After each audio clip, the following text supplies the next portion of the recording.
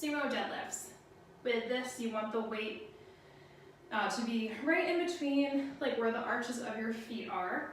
You're going to take a nice wide stance, so wider than your conventional deadlift. And you are also going to have your toes turned out a little bit too, so you're more in like a sumo stance with this. And then from there, you're going to hinge back. Keep your back nice and straight, all the way to the floor. You're going to squeeze your glutes, push through your heels, and pull straight up to a nice tall standing position, keeping your shoulders back. And then same thing on the way back down. So you're going to hinge back, bend your knees a little bit to bring it back down.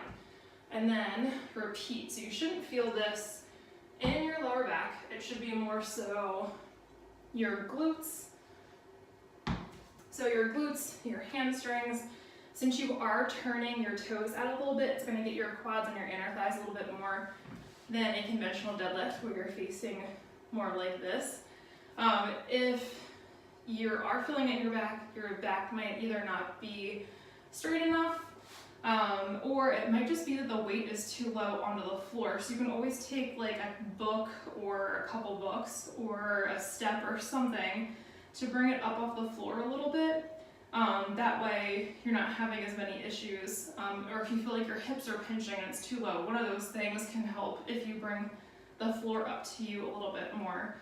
Make sure that you are touching the floor, not bouncing off of it with your weight, and you also want to make sure that you are touching the ground each time. It's kind of the point of the name, is that you're picking up weight from like a dead stop, not bouncing it or not completely missing the floor to begin with.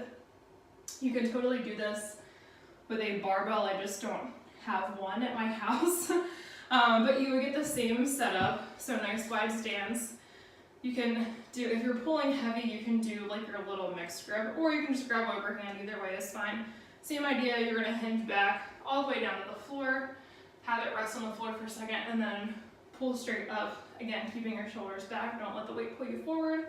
And with that, you can do the same thing too if it's too low.